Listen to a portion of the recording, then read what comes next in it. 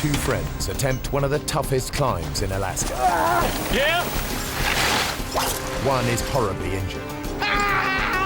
Do they wait for rescue or risk a treacherous descent? Do you want it?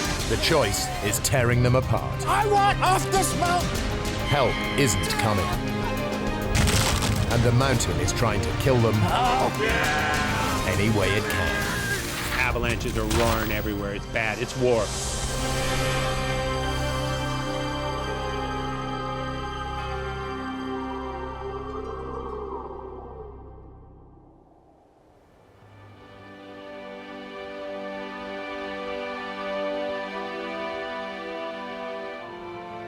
Denali National Park, Alaska. 6 million acres of wilderness dotted with spectacular glaciers and rugged mountain peaks. It's a magnet for extreme climbers like Dave Nyman and Jim Sweeney.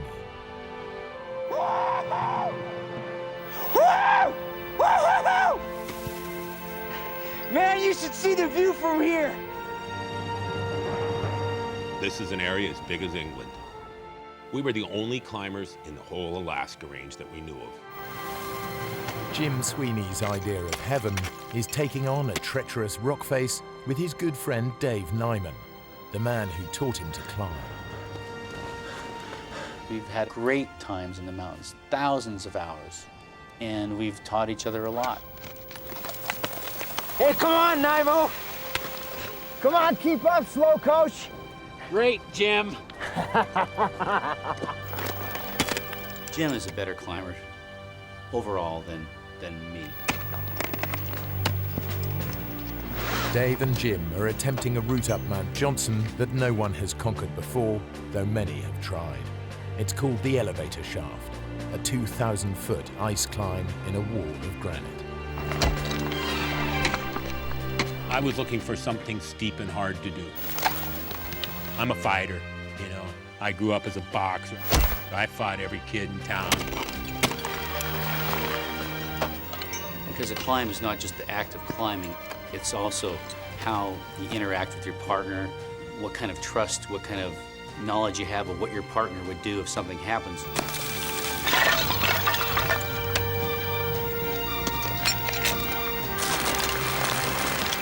Jim's taking out the rope and he's moving fast. He gets up to the end of each length of rope and he keeps pulling me up behind him. You just forget what's going on when you're going up. I'm climbing. I'm not thinking about anything else.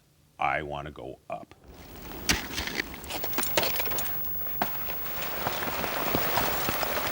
Hang on, Dave. Gotta get past the snowballs. After 2 hours of fast climbing, Jim reaches a bulge of snow above him. I'm looking for ice. I'm looking for something hard to get some purchase in. No! I was just kind of hunkering down, trying to keep snow from hitting me as he was fussing around up there.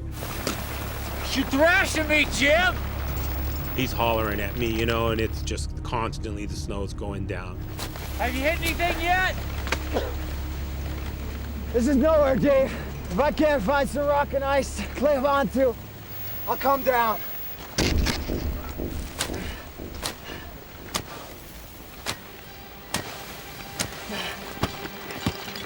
Ah!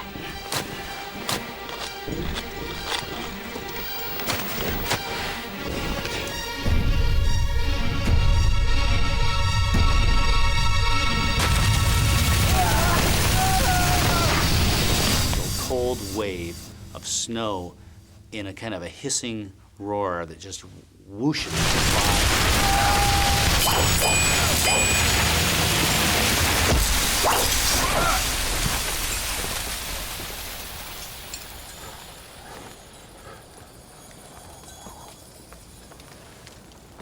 He's not moving. Jim! I'm coming, Jim. Just hold on. He's about 100 feet down below me. I knew I had to work fast. At this point, I don't know what kind of shape he's in. I don't know if he's choking, if he can't breathe. At that point, I know I have to move really quickly to get to him. Jim? I can see blood trickling out of his nose and his mouth and his ear. Jim? I touch him, and immediately he comes to life.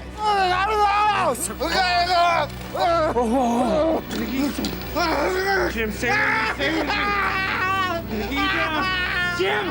I'm gonna get you down! Jim? Stay with me! I had to transition from being more or less the follower to being the leader. I knew everything was up to me from now on.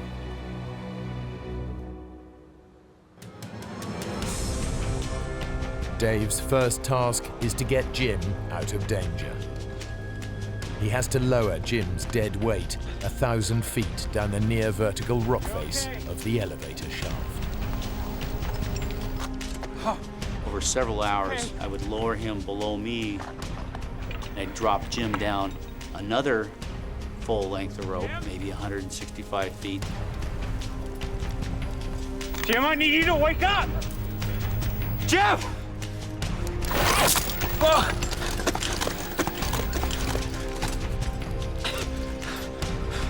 Okay, here we go. We're going again. It takes Dave the best part of 5 hours to lower Jim down to relative safety. Last bit, Jim.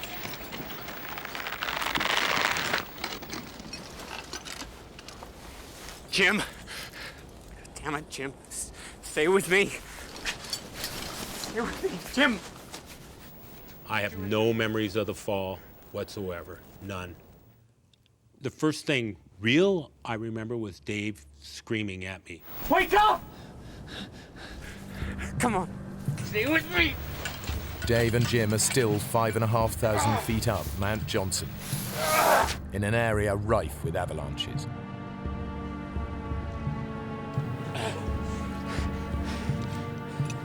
Battling deep snow and fading light, Dave drags Jim back to where they'd stashed their equipment. Jim has dislocated his hip. He drifts in and out of consciousness. Now Dave has to find a way of surviving the night. I dig straight into the hillside and move the snow from this 45-degree face. He digs a snow hole. The snow will insulate them from the plummeting temperatures of the oncoming night.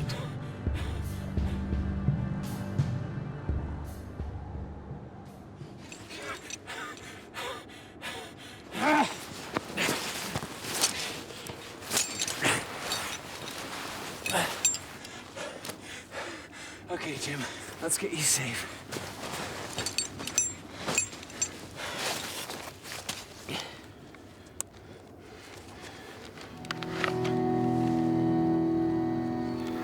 Jim's helmet's virtually shattered, and he's not moving.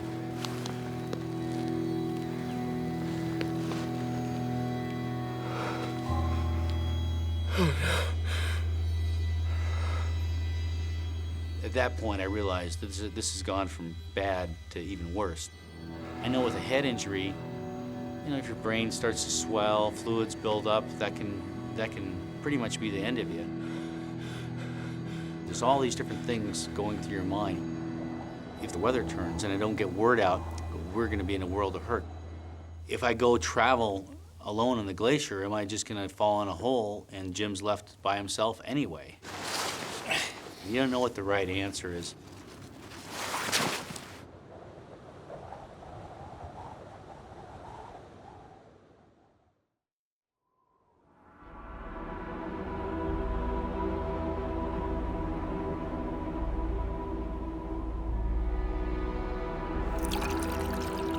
By morning, Jim is semi-conscious, and Dave has made a decision. He's going for help. Do you think you can light the stove? Don't go. Next thing I remember was in the morning, Dave's talking to me. He's telling me he's gonna leave. I told him, I don't want you to leave me. Don't leave me. I gotta go, Jim. I'm going for help. There's a ski hut up the gorge. Maybe there's people there.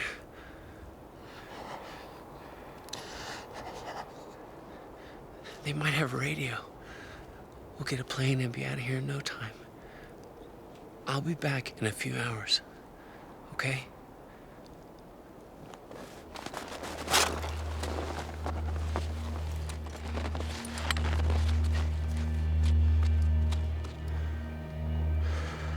Leaving a partner in that kind of situation is, you might come back and he'll be buried or he'll be dead.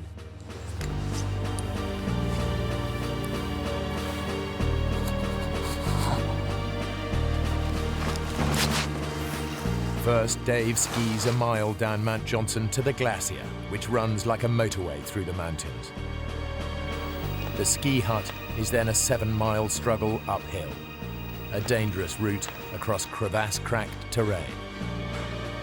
Generally, if you fall in a crevasse on that glacier, there's really no hope for you. You're gone. You're gone from the world. You might end up 1,000, 2,000 feet down, straight down. It's pretty frightening.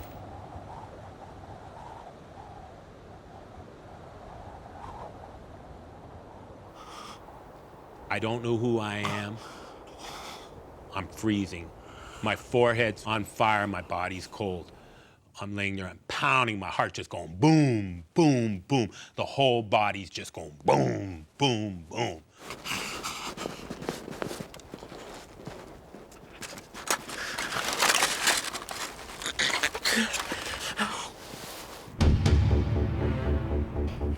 After 6 hours hard skiing, Dave reaches the ski hut. Help!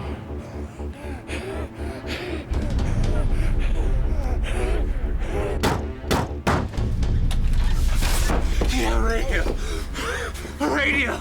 No. Oh, great. That means there's no cavalry coming today, and we can't just pick up the radio and call a plane passing overhead. Come and sit down. The group of skiers are on vacation. One of them is a paramedic. He agrees to go look for Jim. I'm greatly heartened by this, but I am shot. Just stay here and rest up. We'll see what we can do. And I told the 2 skiers leaving if they don't get to him tonight, they'll probably freeze. You're clear about where he is. You sure you can find him? We'll just follow your tracks. It's okay. Hey, be careful with him.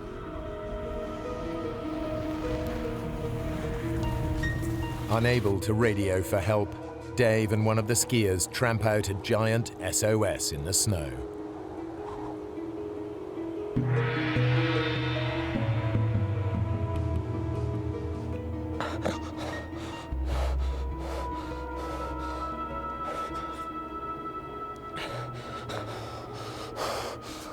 I can remember my fevered brow in the snow and still being warm, but my body freezing. You know, I can remember that feeling.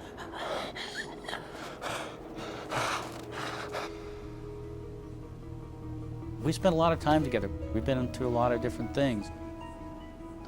Hang in there, buddy. Jim would never give up. Miles away, alone and exposed on the mountain, Jim is losing his grip on reality again.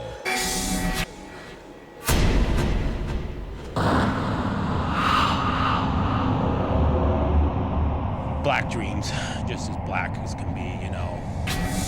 I didn't know who I was with, where I was at. I didn't even know I was a climber.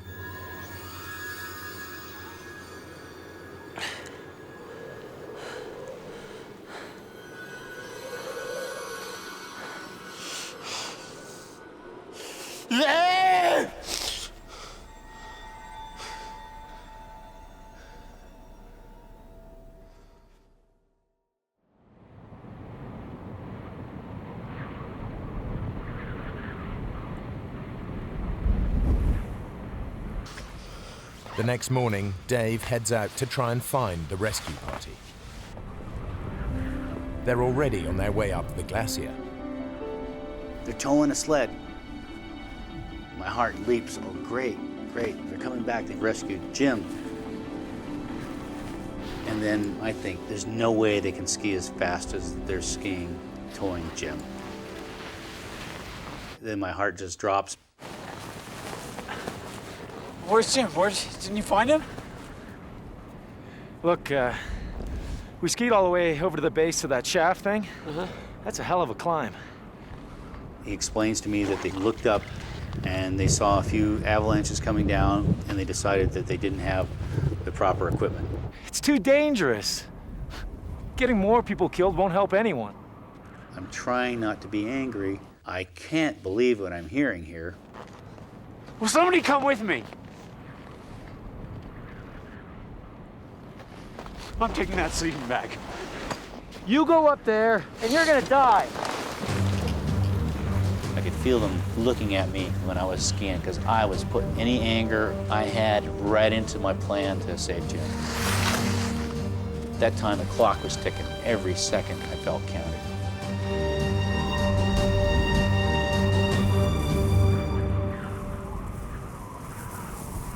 Eight miles away, Jim is being buried by snowslides. I realized I was somewhere bad. I'm totally encased in snow.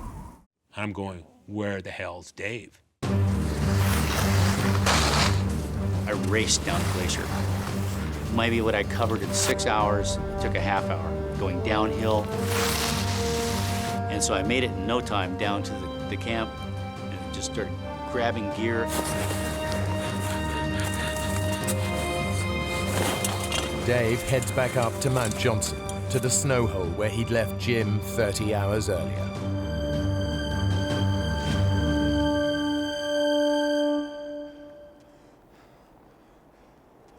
Jim!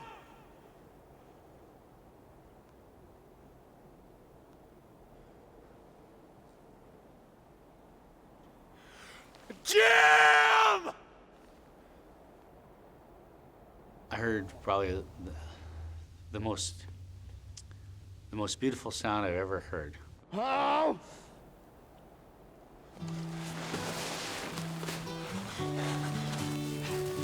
Oh! And I'm screaming, and I hear Dave. Jim?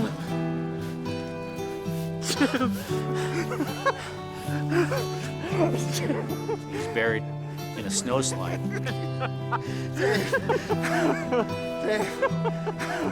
Buddy was smiling, just dumb and as happy as you would expect a person in his predicament to be.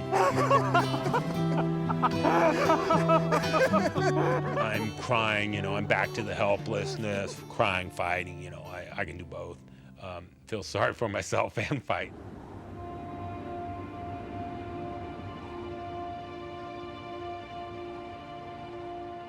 Dave pitches the tent near the snow hole, and at last Jim gets the opportunity to warm up. This is a nice, big, warm sleeping bag. Jim, I need to take a look at your hip. I think it might be broken. I know my hip's busted, you moron. I can take care of my hip. I'll stay in the bag, and you can pull me out of here.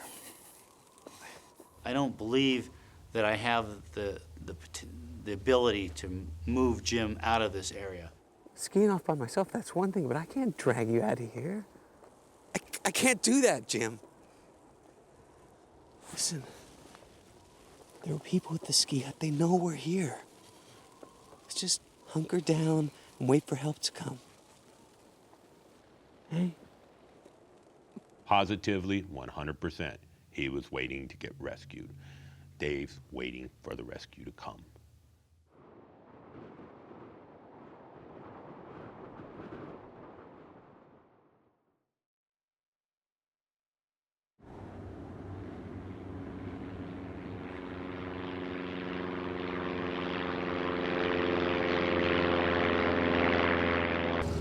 Mark Niver and his wife Roberta are flying over the Ruth Glacier looking for a place to land for a romantic picnic. It was the place that Mark had proposed to me. It was our anniversary, so we decided to go up there. That was our plan. Stay up there for an hour or two and have some lunch and kind of walk around and we wanted to enjoy the sights because it's just such a gorgeous area up there. As we turned, I could see that the weather doesn't look all that great. I don't think we should land. I think we better go home. Okay, hon.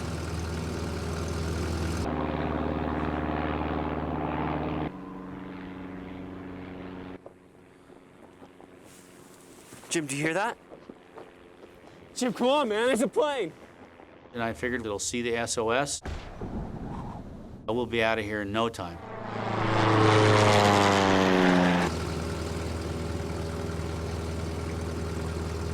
Roberta, look, SOS.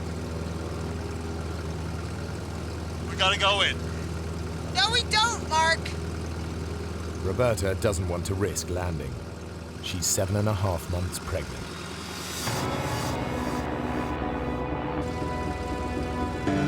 What are you doing?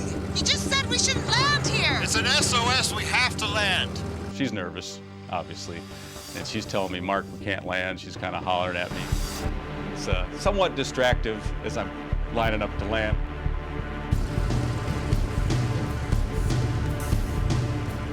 In the poor light, Mark can't tell if it's 3 feet or 30 feet down to the snow.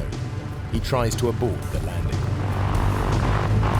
That elevation, you know, the air is pretty thin. The engine doesn't perform at all like it should.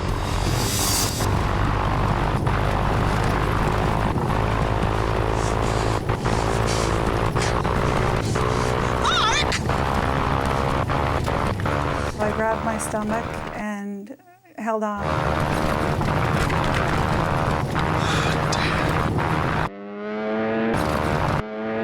And all of a sudden, we just fell out of the sky.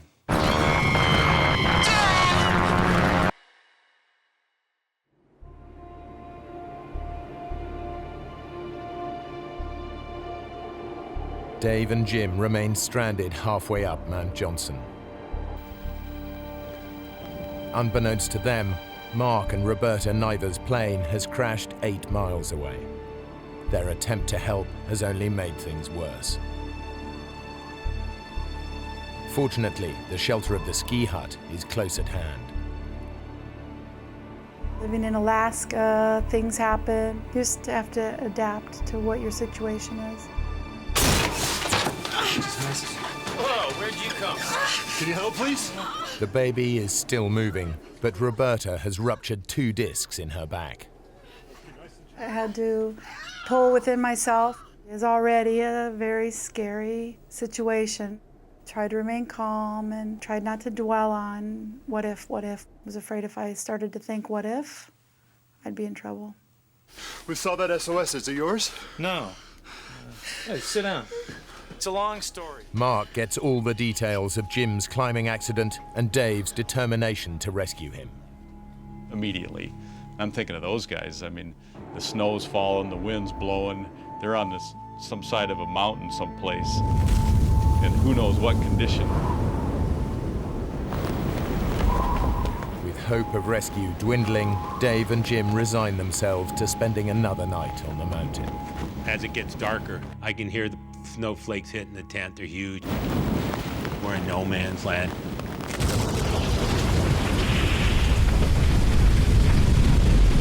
Maybe before midnight, we started hearing activity of avalanches in the area.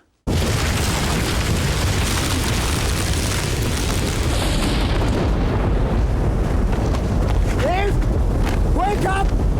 Wake up, Dave! I'm screaming at Dave as loud as I can. Wake up! All of a sudden, it sounds like jets are coming. It's like sitting right under a 747, just this roaring noise. The winds pushed ahead of an avalanche can reach hurricane force. Jim and Dave are in the crossfire. It's louder than a Pink Floyd concert. It's louder than any noise I've ever heard, and it's right above us. We just started praying. I don't know who else to turn to. It's in the tent. It's around you. It's inside my sleeping bag. We really thought this was it. We thought this was the end.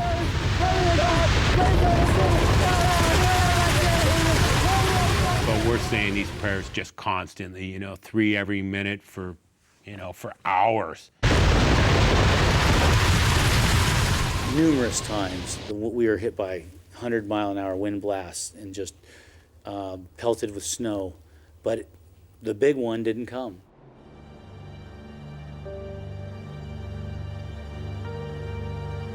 Mayday, mayday, mayday. This is Piper 173 Alpha. Mark's attempts to get a call out are hampered by the surrounding mountains that block the radio signal. Only a plane flying directly overhead will hear his call. We've crashed on Ruth Glacier. Do you read me? Over.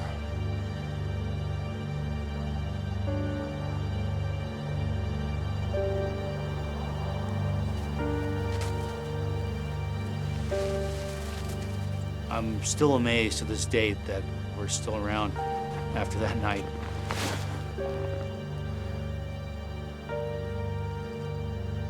Dave? Jim has no intention of spending another night on the mountain. Okay, Dave. I'm ready to go. Let's go. We can't just stay here. We're sitting ducks. You gotta haul me out.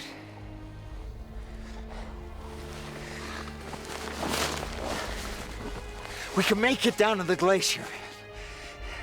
Someone will see us there, man. No one will see us here. Jim, would you look? It's too steep. I didn't think I could do it. Even if we cut across, we could start an avalanche. I'm pissed because we're going nowhere. What are you doing, Dave? I'm looking for a safe spot. Come off it. There is no safe spot in this whole valley. We just gotta get out of here. We're moving over there. That won't make any difference. He puts me in the bivy sack to haul me over there. I don't like anything to do with this. I set up the tent in this new location, and I feel pretty good about it. I said, Jim, your worries are over, buddy. We're good here until rescue comes. You're dreaming. You know, you just cut the bull. Quit acting all mellow. There's nothing mellow about this. You are always trying to swim upstream. What are you talking about? He's not fighting it. He's just kind of, letting it take him for a ride. No, I wish I could stand up and walk off this thing. We would be down in an hour if I could stand up, We gotta fight. What the heck are you talking about? Man against nature, what a bunch of crock of BS. I want to go down, Dave. Do you want to live? Do you want to live? Then do what I tell you to for once.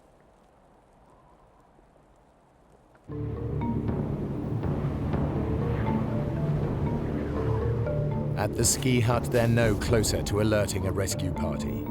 The food supply is running low, and the strain is beginning to show. There is nothing. Nobody there.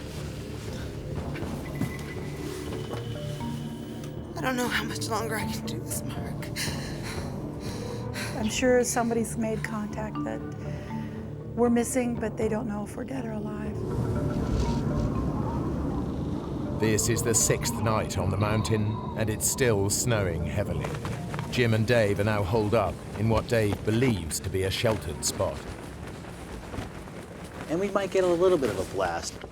Nothing like the night before. Just feeling good. Yeah, I was right with my assessment. I put us in a safe place.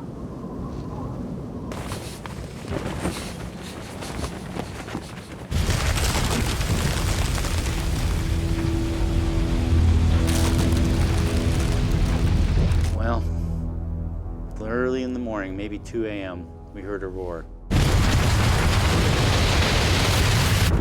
Oh, what the hell is that, Dave? Wake up! There's a sickening, cracking rumble, explosions, boom.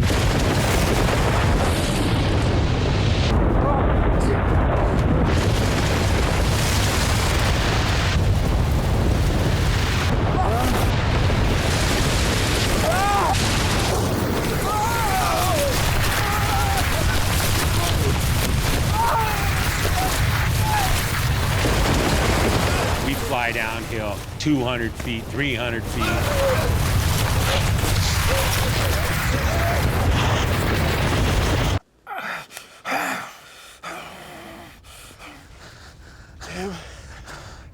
Jim, are you okay? We're completely buried, 100% encased in snow. And my hips just screaming.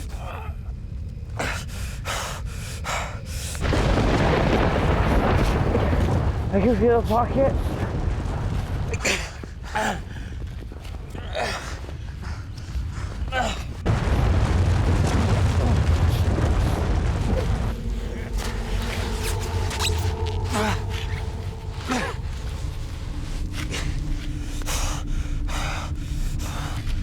And he pulled me out of the snow.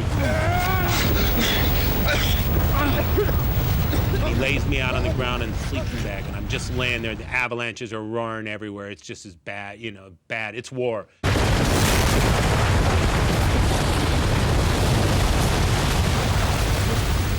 We're just laying out there with nothing. We can't find anything. There's nothing left, Dave! I was just scrambling like a madman. The shovel, it's the key survival tool you have in the mountains. Come on, me! Before another one comes! That's it! Come on, keep digging! Keep digging! Keep digging! I'm just thinking the next avalanche is coming and the next one's taking us down the hill.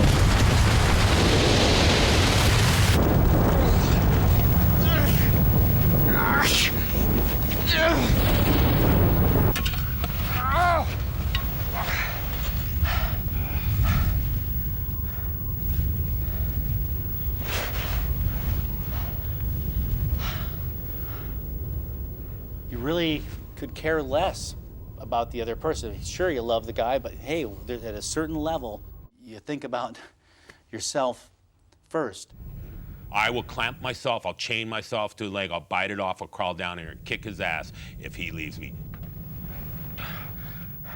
There's dark thoughts, darkness that creeps in a survival situation. I don't have to be here. I'm mobile. Why the hell don't I just get out of here?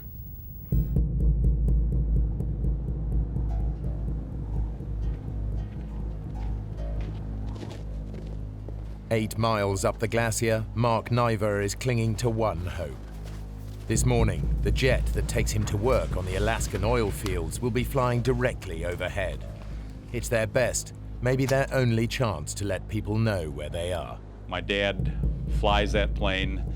I know the whole crew. I know that they'll be tuned in. Mayday, mayday, mayday. This is Piper 173 Alpha. Over.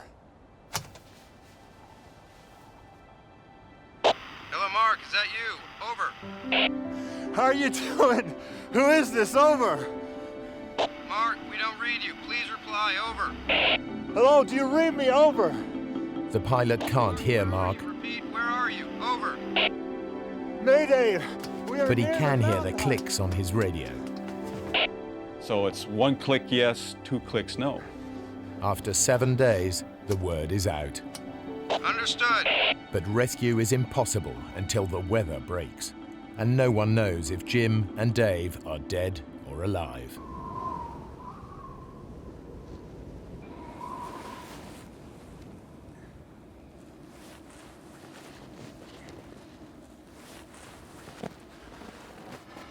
I was so whooped by the avalanches from the night before. It was like someone pointing a gun at your head, clicking the trigger, shooting it, and just missing your head. And it was like that for hours. When you looked at him, you just looked at this sagging face, uninspired, totally whooped man. Hey, Dave. Stop snowing, right?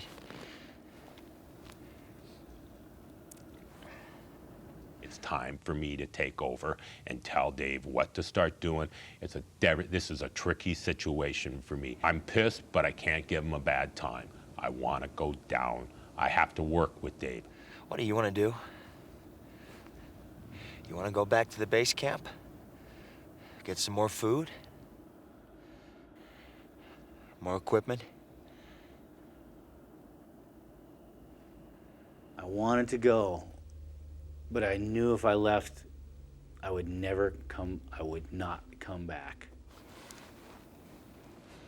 I had a chance to look myself in the eye and say, what's really important to you? And is your life worth more than this person's? What's happened to you, Dave?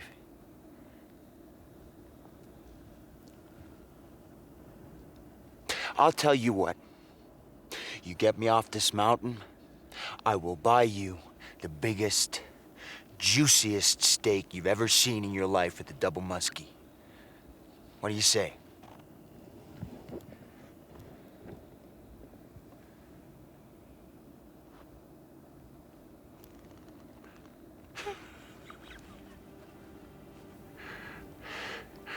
I want a 36-ounce filet mignon. There's no such thing. That's what I want. Well, then that's what you're gonna get. That was a huge, huge turning point for me, having that opportunity to leave and then just really deciding with 100% certainty that we were gonna make it together, that I'm not gonna leave him.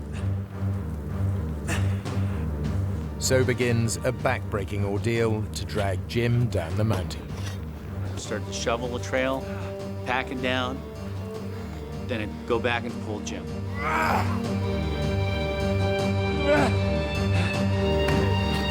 Doing it. See, I told you could do it. I love you, Dave. This is the most focused I've ever seen Dave in his life. He's really getting it together.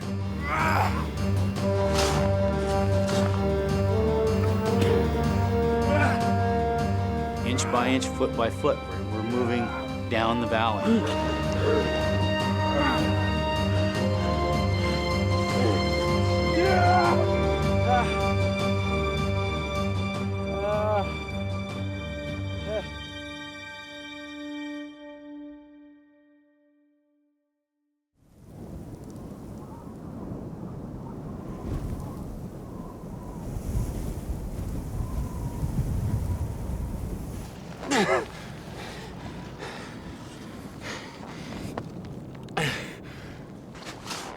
After 17 hours, they've gone less than half a mile closer to the glacier. Dave? Dave? You're doing it, man. You're doing it.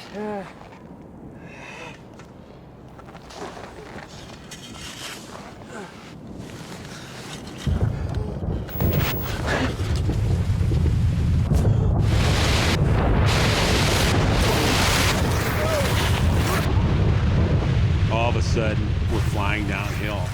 I'm screaming bloody murder. And I pick up speed, and this is it. I'm falling. Free fall. Backwards. This is it.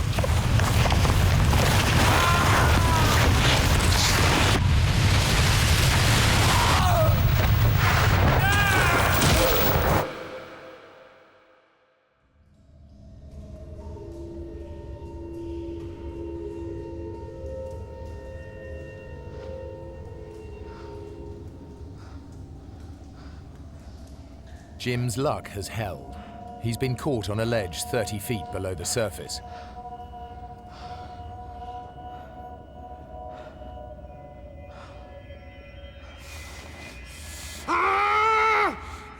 Is that it? Is that all you got?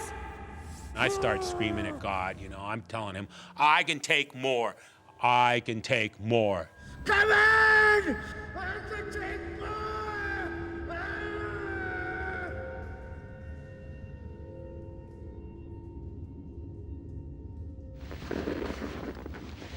Dave has been swept far deeper into the 500-foot crevasse. I just barely avoided going down to the bottom. You could kind of see 300-400 feet down it. Come on! I can take more! Jim.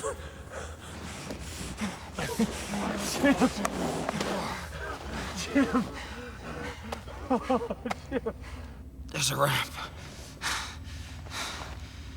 And he says, Jim. He goes, there's a way out. We can make that, Jim. We can make that. Ramp must have been about 70 degrees. It was just ridiculous. Okay, Jim.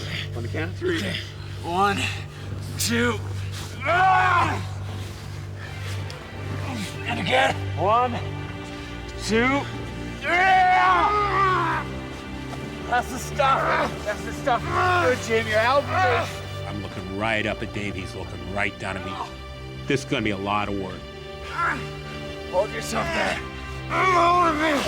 I'm holding it. Come on. 1, 2, 3. It's total team effort. It's total us working together. I had to try to get him up this ramp. Roger, you gotta help me. I didn't have an ice axe, didn't have a shovel. Now my precious shovel is gone. Get on you, man. Hold it. We're probably moving a foot at a time. Sometimes we're probably only making 4 inches on a pull.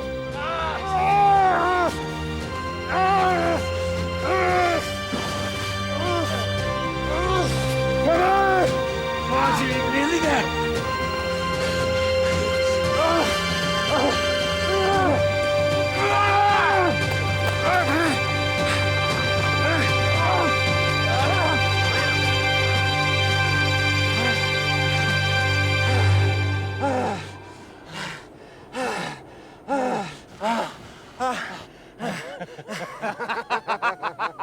We're laughing. We're out of the crevasse. We're laughing.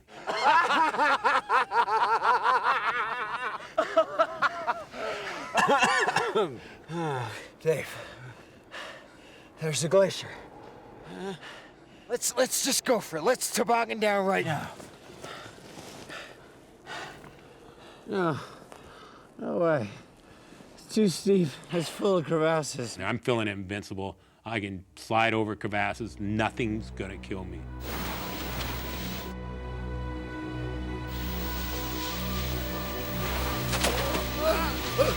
I'm sliding out of control down the gorge. I feel like I'm sledding as a kid. As soon as I got over 1 mile an hour, it just took off like a rocket.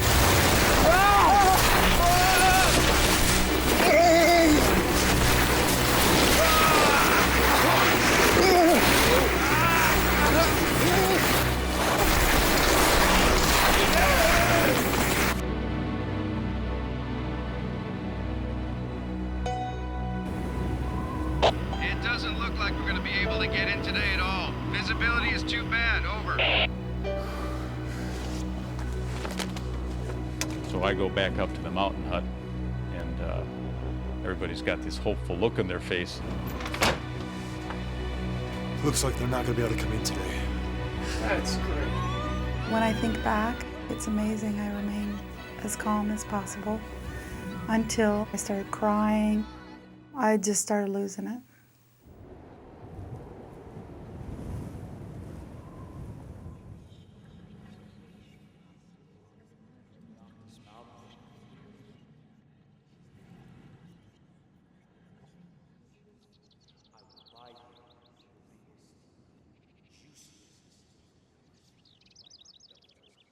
I swore I could hear voices, and I don't know if I'm going crazy. I could hear birds chirping, seemingly miles away. I could hear the tinkle of the snowflakes as it hit the snow. My senses became very acute.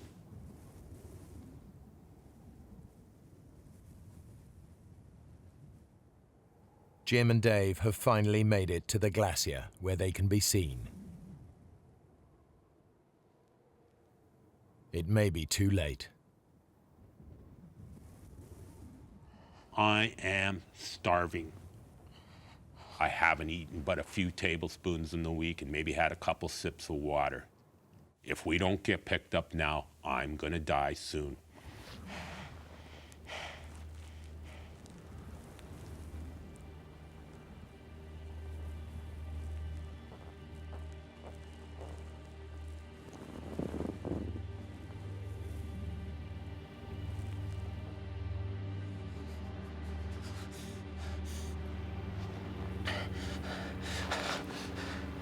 Now you're an airplane.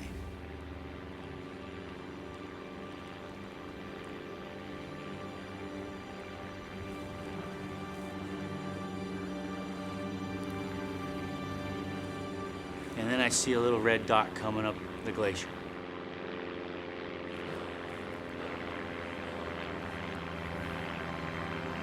A brief and almost miraculous break in the clouds has made rescue possible. That was a great moment. It was really hard. Hard for me to, of course, I broke down and cried at that point. And You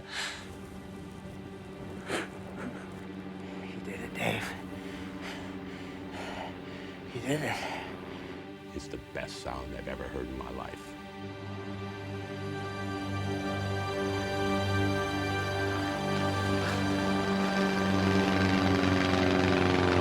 God, it's like we're at the pearly gates.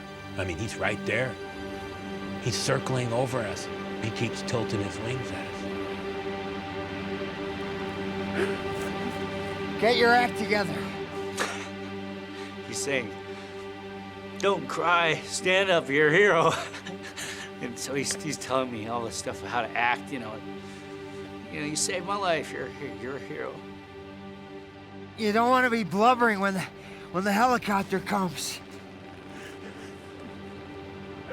Shut up, Jim.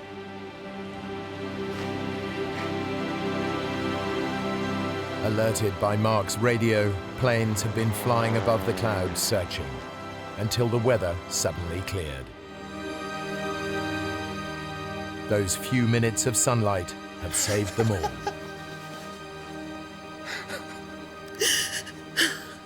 And when I got off the helicopter at the hospital, we could see our friends all lined up on the fence. It was great. Of course, my mom was happy to see I was the one that was walking. I smoke dope the whole time I'm in the hospital. My buddies show up with a bunch of beer. It's like a party every day in my room.